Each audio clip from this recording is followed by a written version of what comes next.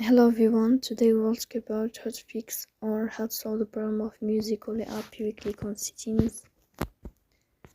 In this page you will go to apps, default apps, app settings.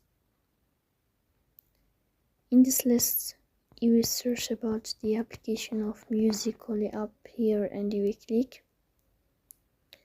Then this page of app info you will click on first stop and you will click OK.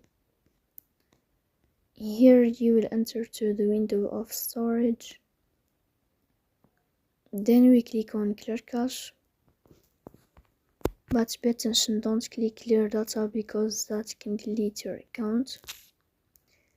In the end, you can turn off your phone and you can wait a moment to restart your phone again. So please don't forget to support us by like and subscribe.